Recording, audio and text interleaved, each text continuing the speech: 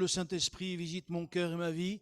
C'est tous les jours que le Saint-Esprit me fait parler en langue. C'est tous les jours que je vis la présence du Saint-Esprit, que ce soit dans la voiture, que ce soit chez moi, que ce soit dans mon jardin, que ce soit dans mon travail. Le Saint-Esprit est toujours là. Et c'est pour ça que je dis que je vis la Pentecôte tous les jours. Alors on en parlera un jour. Si le Seigneur me dit parle de la Pentecôte, je parlerai de la Pentecôte. Mais ce matin, je voudrais continuer ce qu'on avait commencé il y a 2 semaines ou 3, je ne me rappelle plus. Vous n'allez peut-être pas vous rappeler non plus d'ailleurs. Je vois que tout le monde fait non. Ah ben, c'est le rôle de l'Église. Le rôle de l'Église, parce qu'en fait, je n'avais pu faire qu'un seul point. Parce que je vous avais donné l'exemple justement de ces personnes qui étaient venues vous rappeler à Saint-Chamond et qui étaient, comment dire, un peu remplies d'autre chose que de bonnes choses. Et elles avaient une bouteille cachée qu'elles voulaient à tout prix venir et elles ont fait un petit peu, j'allais dire, le bazar, mais ça ne me gêne pas, moi, parce que j'estime que c'est des personnes qui ont besoin de la grâce de Dieu. Et je vous avais parlé, si vous vous rappelez un petit peu, ou du moins, on va lire un texte d'abord, s'il vous plaît, dans l'évangile de Matthieu, au chapitre 16. Et à partir du verset 13. Évangile de Matthieu, chapitre 16 et verset 13.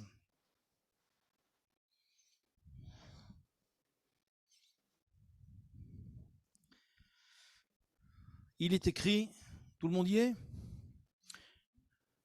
Non. Je crois que c'était affiché, mais non. Peu importe, on s'habitue, vous voyez, à tout. Hein.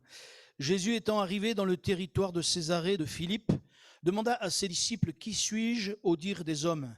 Moi, le Fils de l'homme. Ils répondirent, les uns disent que tu es Jean-Baptiste, les autres Élie, les autres Jérémie ou l'un des prophètes. Et vous, leur dit-il, qui dites-vous que je suis? Simon lui répondit, tu es le Christ, le Fils du Dieu vivant.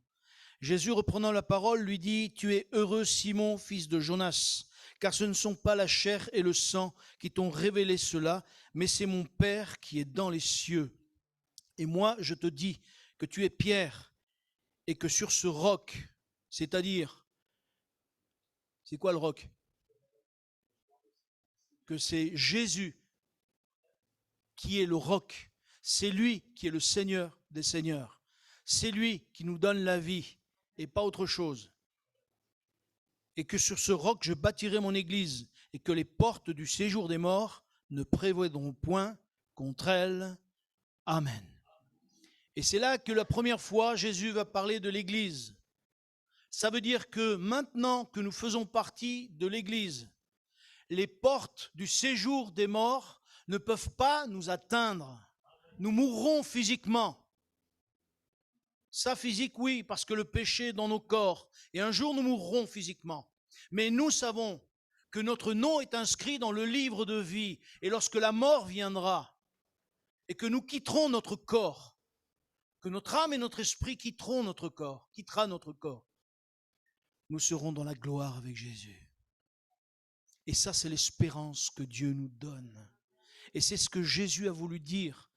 Les portes du séjour des morts ne prévaudront pas. Elles ne seront pas supérieures à ce que Jésus a fait. Elles ne pourront pas nous atteindre. C'est pour ça qu'on se rend souvent compte que le chrétien qui a une vie avec Jésus, le chrétien qui a une communion avec le Seigneur, la mort vient et il dit, mais Seigneur, je viens vers toi.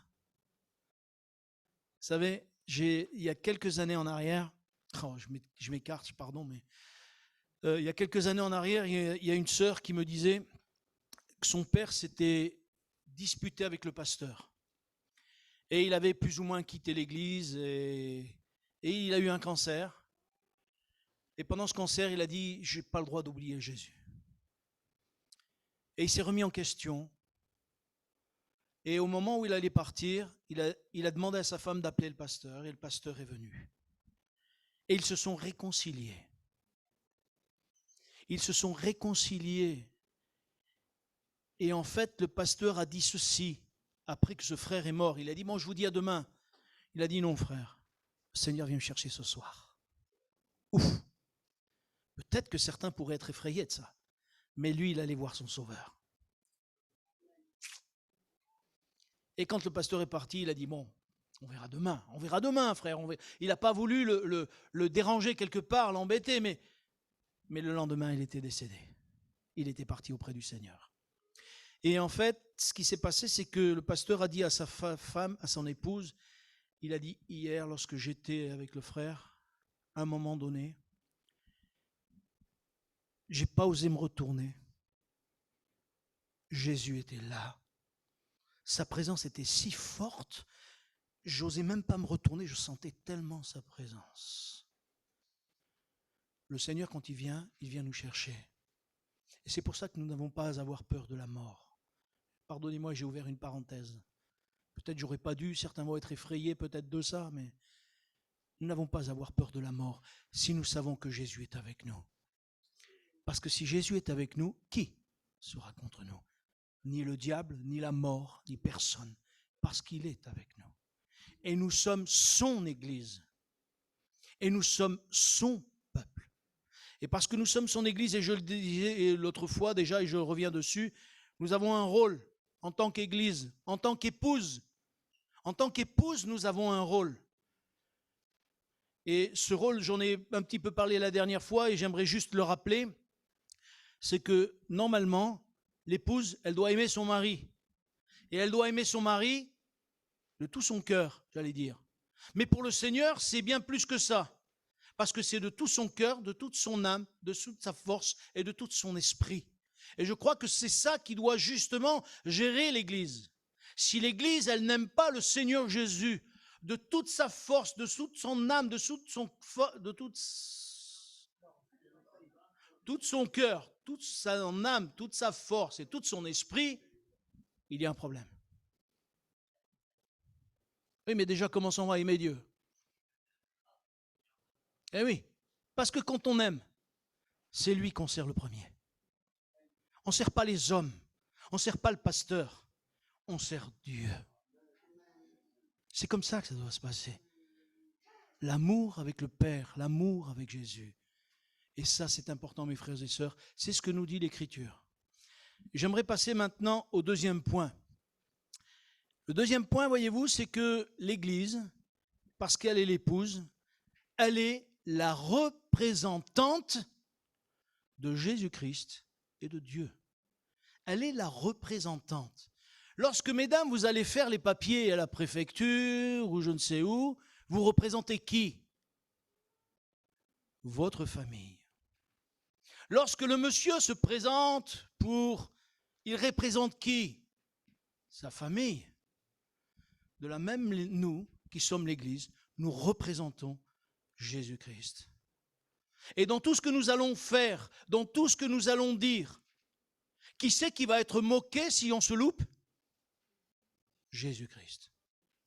Qui c'est qui va être dénigré si on se loupe? Jésus-Christ. C'est pour cela que nous devons vraiment réaliser que le rôle de l'Église, c'est aussi de représenter Jésus-Christ.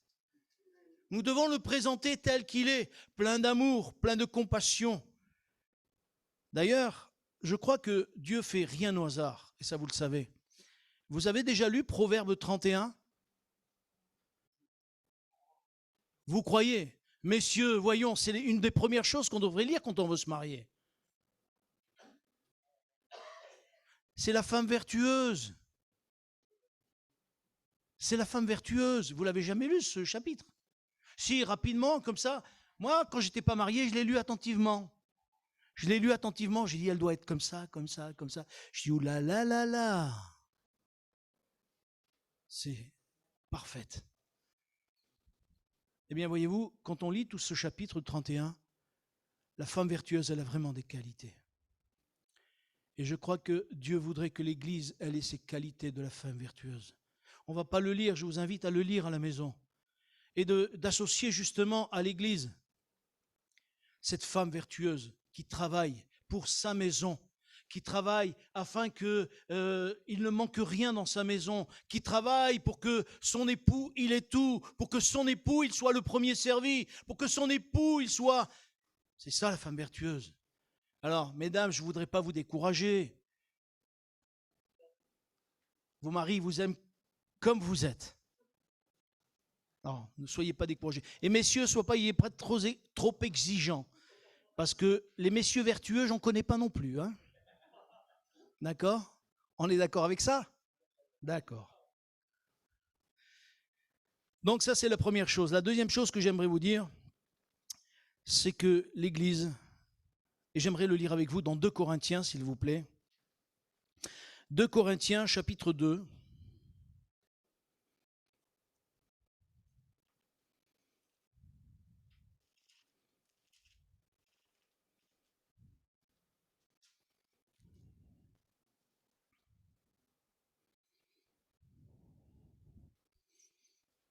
Et au verset 14.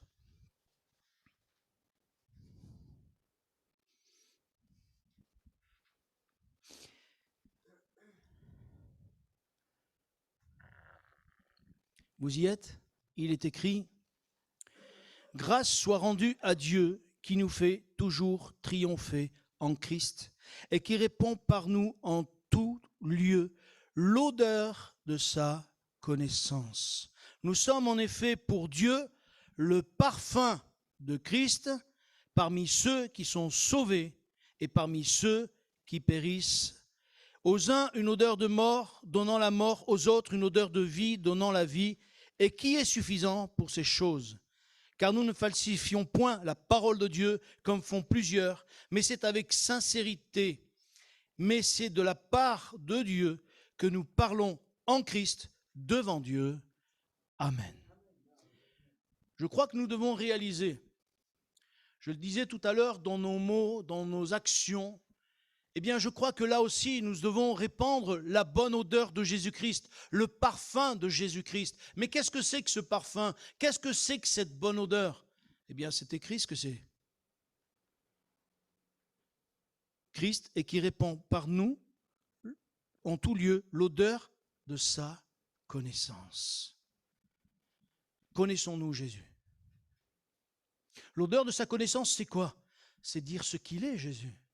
C'est dire sa bonté, dire son amour, dire sa compassion. Mais nous, il faut que ces choses soient en nous. Parce que si elles ne sont pas en nous, comme je disais tout à l'heure, les gens vont dire, mais c'est ça, tu parles de Christ, mais tu es un menteur. Tu parles de Christ, mais en fait, tu n'arrêtes pas de critiquer tout le monde. Tu parles de Christ qu'il est amour, mais qu'est-ce que toi tu aimes les autres? Qu'est-ce que tu aimes le pauvre qui est là? Qu'est-ce que tu t'agaces avec l'autre qui rentre et qui s'énerve pour tout? La bonne odeur de Jésus-Christ, c'est vraiment la connaissance de Jésus-Christ qui nous aide à changer déjà nous-mêmes, qui nous aide à être transformés. Et si nous sommes transformés, alors ça se verra. Ça se verra. Et si ça se voit, vous savez, il y a quelque chose d'autre qui se passe au milieu de tout ce qui se passe. Je ne sais pas dans votre travail comment vous êtes considérés. Je ne sais pas dans votre travail si les gens savent que vous êtes un chrétien ou pas. Je me souviens, quand j'étais plus jeune, je travaillais en nuit et j'ai toujours parlé de Jésus. Depuis que je l'ai rencontré, j'ai toujours parlé de lui. Il a tellement changé ma vie que je parlais de lui constamment. Les gars, ils en avaient un peu... Alors, après, j'ai arrêté, mais toutes les bonnes petites occasions, boum, il ne fallait pas m'ouvrir la porte. Hein. Après, c'était tant pis pour eux. Mais un jour, il y a un gars qui est venu en nuit avec nous. Et ce jour-là, ces gars-là, ils avaient décidé de me couper en morceaux en me balançant plein de questions. Et moi, j'étais constamment en train d'essayer de répondre de tous les côtés. Et à un moment donné, ils ont tous rigolé, tout ça. Et le gars qui était arrivé là, il dit, mais Robert, il a raison. Ils ont tous regardé, mais pourquoi tu dis ça? Il dit, parce que moi aussi, je suis chrétien. Jusqu'à présent, il n'avait pas osé le dire. Mais de voir que je me faisais canarder, il a dit non. Et à partir de là, ils ont réfléchi, ils ont dit, mais il y en a deux. Ouh là là, ça se contamine. Bah, mais c'est qu'ils ont commencé à réfléchir. Parce qu'ils ont vu que lui, il était aussi plus instruit que moi, si je puis dire. Parce qu'il a fait des études, etc. Et en tant que gars qui avait fait des études, il pouvait répondre certaines choses que moi, je ne connaissais pas. Et du coup, après, ils ont réfléchi sur la manière de voir les choses un peu différemment. Je crois que mes frères et sœurs, c'est ça la bonne odeur de Jésus-Christ. Montrer que les gens ne connaissent pas Jésus. Ils le voient au travers de la religion, ils le voient au travers de ce qu'on leur montre dans les différentes sectes qui existent. Mais chacun montre Jésus à sa manière, mais il faut le montrer selon la parole de Dieu. Lorsque je disais quelque chose à l'équipe, je disais, mais il est écrit. Il me disait, mais t'arrêtes pas de dire il est écrit, t'en as pas marre? Je dis, ben non, parce que c'est écrit. La seule connaissance de Jésus, c'est là-dedans, c'est pas ailleurs. Le reste, c'est du cinéma. Et c'est pour cela qu'il nous faut vraiment connaître la parole et connaître Jésus. Et c'est ça la bonne odeur de Jésus-Christ. Je crois que cette odeur de Jésus-Christ, elle doit être dans nos cœurs d'abord. Si elle est dans nos cœurs, alors ça se verra. Ça se verra. Moi, j'ai vu des personnes qui ont connu le Seigneur, qui ont découvert un jour le Seigneur. Et le jour où elles ont découvert le Seigneur, qu'elles se sont données à Christ, je vous garantis, ça m'a surpris. Parce que je les ai vues avant de connaître Christ, et je les ai vues quelques années plus tard, alors elles ont découvert Christ et elles ont marché avec Christ. Un jour, je vois cette personne de loin, je dis, mais Seigneur, son visage, il brille. Même moi, j'ai été surpris de la brillance de son visage. Et je me suis souvenu que Moïse, le visage de Moïse, brillait. Et je me dis, c'est ça la bonne odeur de Jésus-Christ. C'est quand nos visages brillent de la présence de Dieu dans nos vies. Et que les gens peuvent dire, mais pourquoi tu es différent, toi? Pourquoi il y a quelque chose qui est là, tu peux m'expliquer pourquoi? Et là, on peut parler du Seigneur. Et pourquoi pas que le Seigneur se serve de nous? Et de chacun d'entre nous. Qui s'estime faible?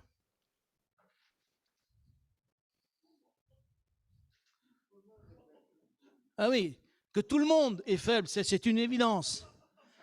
J'ai dit, qui c'est qui s'estime faible?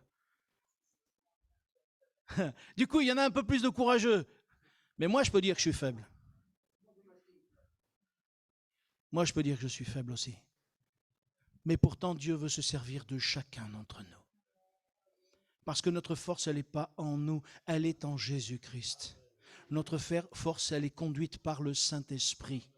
Notre force et notre bouche, si elle est conduite par le Saint-Esprit. Mais mes frères et sœurs, cette salle, elle sera trop petite. On sera obligé. Il y a le frère Zanalato me disait, mais vous avez de la place, même s'il y a beaucoup de monde qui vient, vous pouvez agrandir les murs. J'ai failli lui dire, amen mon frère. Je me suis retenu. Je me suis dit, je ne veux pas qu'il pense que je suis plus que ce que je ne suis. Mais gloire à Dieu, que Dieu nous permette d'agrandir les murs. Et tant pis pour le parking, hein. Tant pis, on poussera les murs pour le parking, on se débrouillera. Ou du moins, on cassera tout, on recommencera tout. Ouais, c'est mieux. On fera covoiturage, on se débrouillera, le Seigneur nous donnera ce qu'il faut. Mais mes frères et sœurs, c'est ça l'odeur de Jésus-Christ. C'est quand les gens qui nous voient, on peut leur communiquer ce que le Seigneur Jésus a mis dans nos cœurs. La troisième chose, c'est ce que Jésus a dit dans l'évangile de Jean, quand il a dit de porter du fruit. Et je crois que l'Église doit porter du fruit. L'Église, c'est qui? Vous le savez, c'est chacun d'entre nous. Et le Seigneur, quand il parle de porter du fruit, c'est que chacun d'entre nous, nous devons porter du fruit.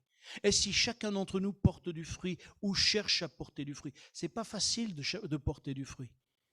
Mais c'est pour ça que le Seigneur a dit que celui qui veut porter du fruit, et le Seigneur veut qu'il porte du fruit, alors qu'est-ce qu'il va faire? Il va émonder.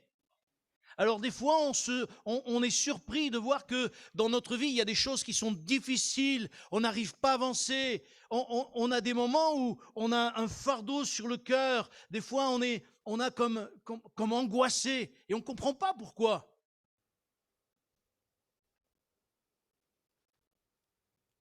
Mais quand tu ne comprends pas pourquoi, d'un coup tu es tenté alors que tu étais tranquille et que tu es tenté, c'est que le Seigneur va se servir de toi.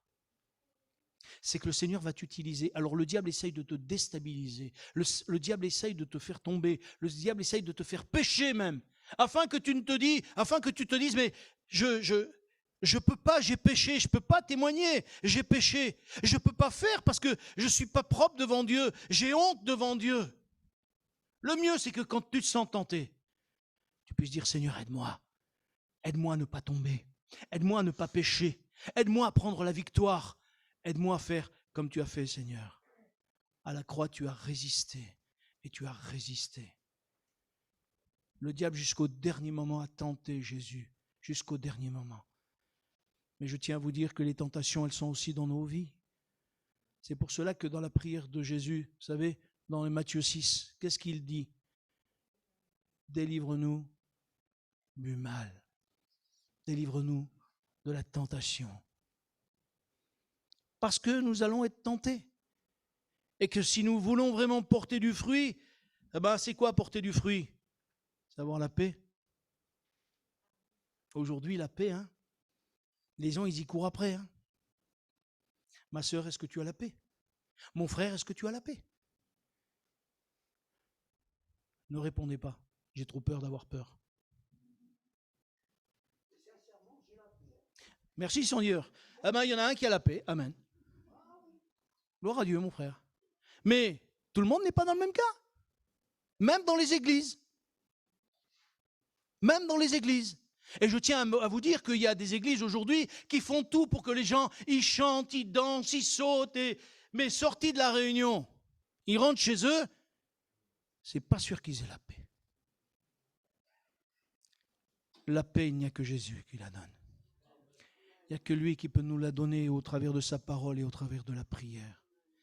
Et je reconnais que des fois, c'est un combat que nous devons mener, nous, avec le Père, nous, avec Dieu, en disant, Seigneur, aide-moi. Vous savez, ce combat-là, j'en parle parce que je le vis régulièrement. Et aujourd'hui que je prêche plus qu'avant, je sens que ce combat, il est constamment là. Je le sens. Et je me dis, le diable veut ma peau. Mais ça ne fait rien, ça, je le sais. Depuis que je suis converti, je le sais. Que j'ai compris ça. Et mes frères et sœurs, c'est à nous à dire non, Seigneur. Je veux porter du fruit. Je veux avoir la paix et je veux la communiquer. Je veux avoir la joie et la communiquer. Je veux avoir la foi et la communiquer. Mais la foi, ce n'est pas seulement en parole. Hein. Ça se vit. Comme j'en ai parlé, ça fait peu de temps. Je veux avoir l'amour pour les autres. Et ça, ce n'est pas facile non plus, d'avoir de l'amour pour tout le monde. Pour tout le monde. Vous m'entendez bien? Pour tout le monde. Non, s'il y en a qui n'entendent pas, peut-être. Nous avons besoin d'avoir de l'amour et de plus en plus, mes frères et sœurs, pour ceux qui nous entourent.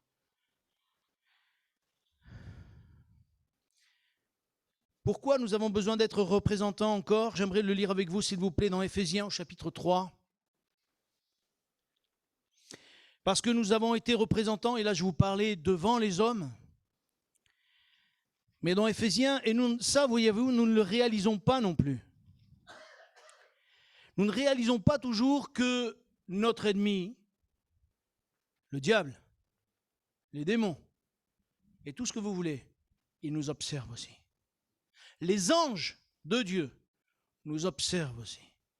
Et ils sont tous surpris, la parole le dit, ils sont tous surpris de voir que Dieu nous a fait grâce, de voir que Dieu nous pardonne, de voir que des fois encore nous péchons et que Dieu nous pardonne encore. Et dans Éphésiens au chapitre 2 et au verset 8,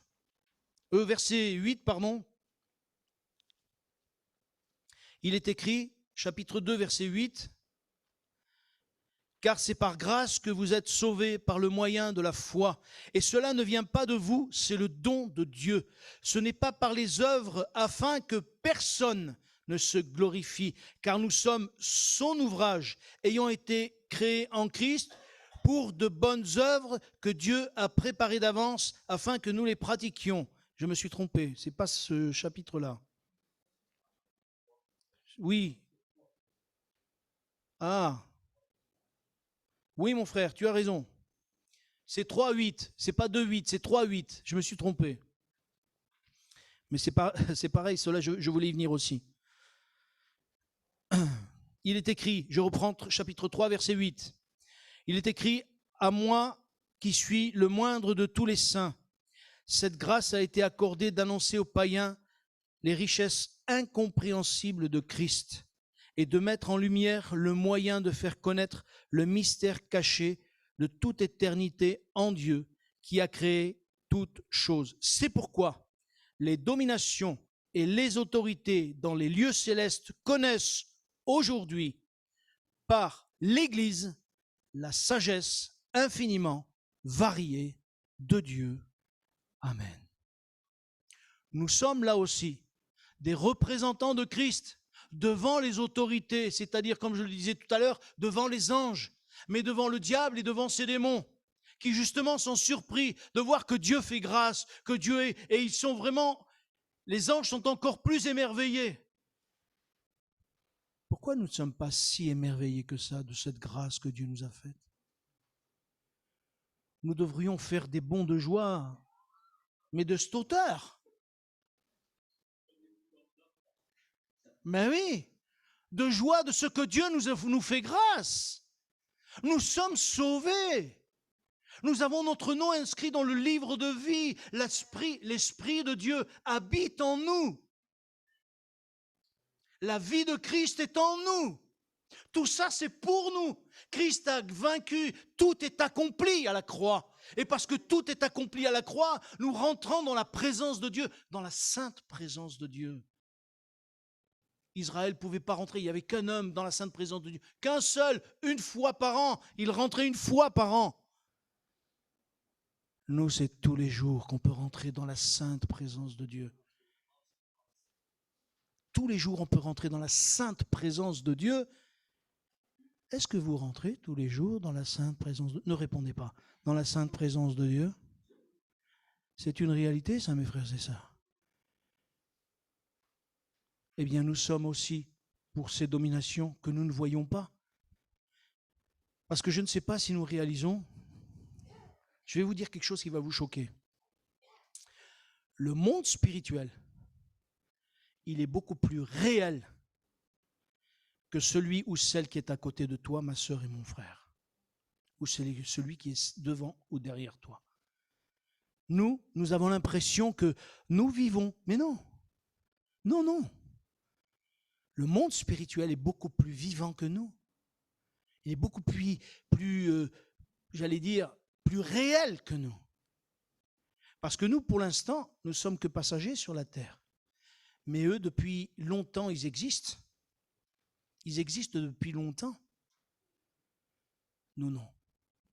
Et c'est pour cela qu'il nous faut prendre garde. Nous sommes l'Église de Jésus-Christ. Et nous sommes représentants dans ces choses de Jésus. Je crois que si nous prendrions conscience de ces choses, alors nous vivrions les choses différemment. Et pourquoi j'ai voulu parler de ces choses du rôle de l'Église? Parce que je crois que Dieu nous a tout donné pour que l'Église soit une Église bénie, une Église qui va de l'avant, une Église qui voit des guérisons, une Église qui voit des miracles, une Église qui voit le Saint-Esprit agir, qui baptise dans le Saint-Esprit. Au jour de la Pentecôte, ils étaient combien? 120. Et l'apôtre Pierre y descend, il prêche l'Évangile. Il y en a combien derrière? 3000. 3000. Vous ne trouvez pas qu'on est un peu léger? J'aimerais qu'on prenne conscience de ce que nous sommes. Nous sommes l'Église de Jésus-Christ. Nous sommes l'épouse de Jésus-Christ. Et nous devons vivre ces choses comme Jésus voudrait que nous les vivions. Parce que vraiment, c'est quelque chose que Dieu veut pour nous. Maintenant, je vais aller un peu plus loin. Ça va, vous êtes encore réveillés? Je ne vous ai pas endormi? Pas pour l'instant, ça va alors. Il y a autre chose, c'est que l'Église a des tâches à faire. Je parlais tout à l'heure de l'épouse qui s'active pour faire ceci, pour faire cela, pour que justement... Mais Dieu a donné à l'Église des tâches à faire. Dieu a donné des choses à faire à l'Église. Mais ça aussi, je ne sais pas si nous en sommes pleinement conscients. Et j'aimerais lire avec vous, s'il vous plaît, un texte qui se trouve dans 2 Corinthiens au chapitre 5. 2 Corinthiens au chapitre 5. Et à partir du verset 17. Ce verset 17 est important parce que 2 Corinthiens 5, 17. Ce verset 17 est important parce que nous ne pouvons pas faire les tâches que l'Église doit faire s'il n'y a pas une transformation de nos cœurs et de nos vies et de notre esprit. Parce que nous nous rendons bien compte que notre corps est attaché à ce monde. Et comme il est attaché à ce monde, nous sommes attachés, excusez-moi de le dire, à nos maisons, à nos voitures, à notre travail, à notre piscine, à notre je ne sais quoi, et nous sommes toujours attachés à ces choses-là. Mais pour que réellement nous puissions prendre ces choses un peu, j'allais dire, sans vouloir exagérer, mais un peu à la légère, que nous puissions considérer que c'est que du matériel, il faut que ce verset 17 soit pris en compte. Et j'aimerais le lire avec vous, qui se trouve 2 Corinthiens chapitre 5 verset 17. Si quelqu'un est en Christ, il est une nouvelle créature ou création. Les choses anciennes sont passées. Voici, toutes choses sont devenues nouvelles. Et tout cela vient de Dieu, qui nous a réconciliés avec lui par Christ et qui nous a donné, écoutez bien, le ministère de la réconciliation. Qu'est-ce que ça veut dire?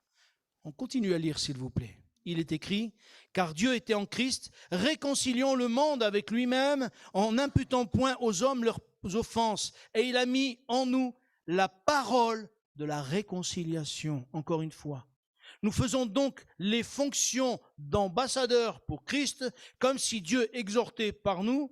Nous vous en supplions au nom de Christ, soyez réconciliés avec Dieu. Je crois que ce texte, je ne sais pas si vous avez remarqué, c'est que ce texte parle régulièrement de réconciliation. La première chose, c'est que Dieu dit au travers du texte que Dieu a donné Christ pour qu'il nous réconcilie. Mais aujourd'hui, Christ n'est plus là. Il se sert de qui? De l'Église. Et c'est le ministère que l'Église a reçu. C'est pas Christian, c'est pas Jean-Pierre, c'est pas moi, c'est l'Église. Parce que nous avons reçu pour nous-mêmes, et il est dit en dessous, la parole de la réconciliation. Et ça, c'est notre tâche à chacun d'entre nous, d'avoir un témoignage, d'avoir une parole pour que l'homme soit réconcilié avec Dieu. Mais l'Église, elle a reçu le ministère de la réconciliation. C'est pour ça qu'on dit régulièrement, témoignez de Jésus. C'est pour ça qu'on dit régulièrement, dites à vos voisins, à vos voisines, que Jésus-Christ est vivant. Dites-lui qu'il peut changer les existences. Demandez au Seigneur qu'il vous aide à témoigner. Demandez au Seigneur qu'il vous aide à pouvoir dire qu'il est toujours vivant. Je connais quelqu'un qui a dit, mais moi j'ai du mal. Pour moi, Christ, il est mort, c'est tout. Jésus-Christ, il est mort. Mais non, il est vivant. Mais c'est vrai que quand on va dans les églises, j'allais dire universelles, qu'est-ce qu'on voit? Jésus-Christ, il est mort crucifié. Alors ils le disent de la bouche, mais ils le montrent mort. Pourquoi ils le montrent mort s'il est vivant? Jésus-Christ est vivant.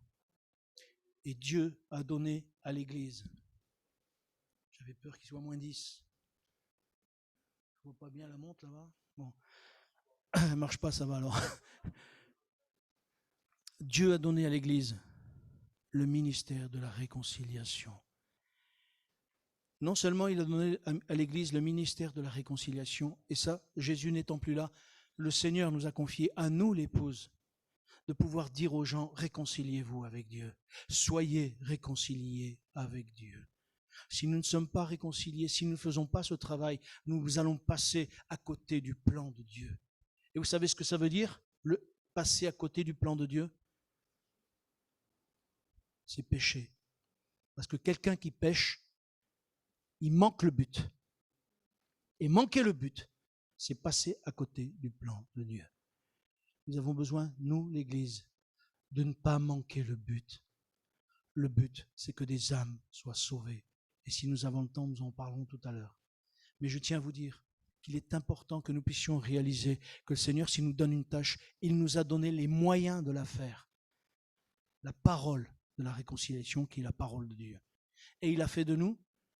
Est-ce que nous réalisons que nous sommes ambassadeurs? Bon, d'accord, il y a le salaire, il ne suit pas. Le salaire sur la terre, vous ne l'aurez pas. Voilà. Oui, tu l'as dit, ma sœur, c'est là-haut. C'est pour ça que j'ai dit, le salaire sur la terre, vous ne l'aurez pas. Mais vous l'aurez là-haut. Le Seigneur veut faire de nous des ambassadeurs pour Christ, de ceux qui témoignent de sa gloire, de ceux qui parlent de sa bonté, de sa fidélité, de ceux qui parlent de la raison de la mort à la croix de Jésus. Mes frères et sœurs, nous voulons que véritablement le Seigneur soit dans nos vies, mais il faut que nous puissions prendre en compte ces choses. Il est dit, encore une fois,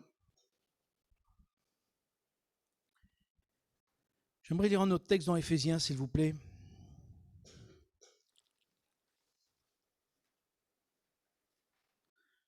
Au chapitre 1er.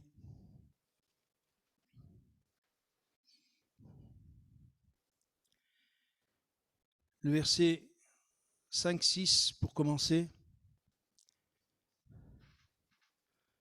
Chapitre 1, versets 5 et 6. Il est écrit, « Il nous a prédestinés dans son amour à être ses enfants d'adoption par Jésus-Christ selon le bon plaisir de sa volonté pour célébrer la gloire de sa grâce dont il nous a favorisés dans le bien-aimé. » L'Église doit servir aussi à la louange et à la gloire de Dieu le Père. C'est pour cela que j'insiste sur le fait que le dimanche matin, nous sommes là pour louer le Seigneur. Nous sommes là pour l'adorer. Parce que c'est ce à quoi Dieu appelle l'Église. Un peu plus bas, au verset 11, il est écrit, « En lui, nous sommes aussi devenus héritiers, ayant été prédestinés suivant le plan de celui qui opère toutes choses d'après le conseil de sa volonté, afin que nous servions à célébrer sa gloire. » Encore une fois. Et au verset 14, il est dit, « Lequel est un gage de notre héritage pour la rédemption de ceux que Dieu s'est acquis pour célébrer sa gloire. » Est-ce que nous sommes conscients que le Seigneur voudrait qu'on célèbre sa gloire? Parce que certains vont dire, oui, mais moi je ne sais pas louer Dieu, moi je ne sais pas le prier, moi j'ai du mal à le prier, moi j'ai du mal à le louer. Oui? Mais moi j'ai eu du mal aussi à le louer quand j'étais plus jeune, quand je me suis converti. Et je crois que tous ceux qui sont chrétiens aujourd'hui et qui ont vécu avec le Seigneur depuis un certain nombre d'années ont eu du mal à le louer. Moi, j'en connais pas qui n'ont pas bégayé lorsqu'ils ont commencé à louer le Seigneur. Est-ce qu'il y a personne, à moins qu'il y a des super-héros au milieu de nous, mais des gens qui, la louange vient facilement et certains disent, oui, mais certains, ça part tout seul. Oui, mais avant que ça parte tout seul, le nombre de fois où il a dit, Seigneur, je te merci, je te loue, merci, je te remercie. C'est parti dans tous les sens parce qu'il voulait tout dire à la fois et dans la bouche, il n'y a que 2 mots qui passent à la fois, donc c'est pas possible. Donc, j'aimerais encourager ce matin, ma sœur, mon frère, loue le Seigneur. Le Seigneur t'appelle à ça. Le Seigneur t'appelle à ce qu'ensemble, nous puissions le louer, nous puissions l'adorer, nous puissions glorifier son nom. Et je vous garantis que si nous louons son nom, nous glorifions son nom, il y a des choses qui vont se passer. Je ne sais pas quoi, mais il y a des choses qui vont se passer. Parce qu'au jour de la Pentecôte, ils ont commencé sûrement à prier pour demander « Seigneur, visite-nous, Seigneur, baptise-nous dans le Saint-Esprit, Seigneur, tu nous l'as promis. » Et ils ont commencé sûrement à prier avec leurs mots. Et après, ça a été plus loin, ça a été plus loin. Et vous savez, le Seigneur a dit, ouvre ta bouche et je la remplirai. Alors, me faites pas le coup comme quelqu'un m'a dit. J'ai ouvert la bouche, il n'y a rien qui est sorti. C'est évident. Ça ne veut pas dire qu'il faut faire ça. Ça veut dire qu'il faut commencer à s'exprimer. Mais oui, mais on me l'a fait. Alors c'est pour ça que j'ai dit non, il ne faut pas exagérer non plus. Il ne faut pas pousser, quoi. Mais il y en a qui, bon, j'ai dit non, attends, je t'explique. Commence à dire des mots à Dieu et Dieu. Il me dit, ah bon, c'est ça que ça veut dire. Je dis, bah oui, c'est ça que ça veut dire. Mais commençons à exprimer à Dieu, Seigneur, je te remercie. Et si aujourd'hui tu dis au Seigneur, je te remercie parce que tu m'as sauvé, demain tu diras plus. Et un jour le Saint-Esprit te saisira et te fera dire des choses que toi-même tu vas être surpris. Surprise et surpris. Parce que vous savez, quand le Saint-Esprit remplit quelqu'un, oh là là, c'est plus qu'extraordinaire.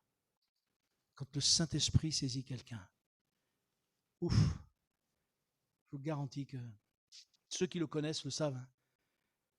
C'est formidable et merveilleux. J'aimerais pas trop dire de choses parce que maintenant j'aurais d'autres choses à dire, mais j'ai commencé à le dire. C'est que l'Église est le temple du Saint-Esprit. Et M. Zanellato nous l'a rappelé encore ce mardi et ce vendredi. C'est que l'Église, c'est le temple du Saint-Esprit. Est-ce que tu veux être le temple du Saint-Esprit? Parce que ça va dépendre de toi, ma sœur. Ça va dépendre de toi, mon frère. Mais en tant que temple du Saint-Esprit, le Seigneur ne peut pas intervenir dans un temple qui n'est pas lavé, nettoyé. Pourquoi je dis ça? Parce qu'un jour, il y a une sœur qui disait « Mais moi, j'arrive pas à arrêter de fumer, c'est comme ça, j'y peux rien, moi, j'arrive pas à arrêter de fumer. » J'ai dit « Écoute, ma sœur, les choses sont simples pour moi. Est-ce qu'au milieu de ta maison, tu ferais un feu de bois et tu laisses la fumée rentrer dans ta maison et qu'elle enfume toute ta maison? » Elle me dit « Ah non !» Je dis « Alors pourquoi tu permets qu'au temple du Saint-Esprit, il y ait de la fumée à plus savoir qu'en faire? Parce que tu fais cigarette sur cigarette, ou presque. Comment on peut souiller le corps alors qu'il veut être le temple du Saint-Esprit, que Dieu voudrait qu'on soit le temple du Saint-Esprit, alors qu'on y laisse vivre dans notre corps, dans notre esprit? Je ne parle pas des choses que nous ne voulons pas et dans lesquelles nous combattons pour justement purifier nos cœurs. Et j'espère que ce soit le désir de nos cœurs à chacun, de sanctifier nos vies, de sanctifier nos cœurs, de sanctifier nos pensées, parce que le diable même essaye d'influencer nos pensées pour que nous puissions être déviés du Seigneur. Mais il y en a qui entretiennent certaines choses. Je parlais de la cigarette, mais il y a sûrement d'autres choses qu'on entretient des fois. Et je crois que c'est à nous à dire « Seigneur, aide-moi à purifier ma vie. » Parce que Dieu ne le fera pas si nous ne le voulons pas. Dieu veut nous bénir. Dieu veut se manifester. Tout ce qu'on a lu là, et il y a bien d'autres choses encore, où la parole nous entraîne justement à vouloir qu'on soit différent, qu'on soit à la gloire de Dieu. Vous aimeriez que votre prière, à peine elle n'ait pas atteint le plafond, que Dieu vous ait déjà exaucé? Qui ne voudrait pas ça? Eh bien, je crois qu'il faut que nos vies soient sanctifiées. Il faut que nos vies soient en communion avec Dieu. Il faut que nos corps soient le temple du Saint-Esprit. Et je vous garantis que si ces choses, elles sont dans nos cœurs et dans nos vies, Dieu ne tardera pas à nous bénir tous, et même tous ceux qui viendront encore. Je crois que si nous mettons ces choses en pratique, ces quelques bricoles que je vous ai dit en pratique, Dieu va nous visiter. Vous l'avez bien compris, s'il vous plaît? Tu es notre Père et je veux te louer, te bénir parce que tu as des choses extraordinaires pour nos vies. Je veux te demander pardon parce que moi-même, Seigneur, je ne suis pas toujours à la hauteur. Pardonne-moi, pardonne-nous et aide-nous, Seigneur, à progresser. Aide-nous, Seigneur, à grandir avec toi. Aide-nous à te laisser maître de nos vies, de nos existences. Aide-nous à être comme tu veux que nous soyons. Tu veux que nous soyons l'Église, que nous soyons l'épouse, et bientôt tu viens nous chercher. Et toi, Seigneur, ton désir, c'est que tu es en train de nous préparer pour que nous soyons purs, pour que nous soyons saints, pour que nous soyons à la hauteur que lorsque nous irons à ta rencontre. Alors je te prie maintenant pour mes sœurs, pour mes frères qui sont dans la difficulté, qui voudraient grandir, qui voudraient progresser et qui n'y arrivent pas. Je te demande vraiment de nous bénir chacun en particulier parce que nous avons tous nos défauts et nos tares. Mais nous savons qu'en toi, nous avons la victoire. Parce que comme le dit ta parole, tu as tout accompli. Alors Seigneur, viens s'il te plaît par ton sang. Nous l'avons chanté ce matin. Par ton sang, viens purifier nos cœurs, viens purifier nos pensées, viens purifier nos corps et que nous puissions être l'Église qui est à la gloire de celui qui nous a tant aimés, c'est-à-dire Jésus-Christ. Notre Père, à toi la gloire, l'honneur et la louange. Amen.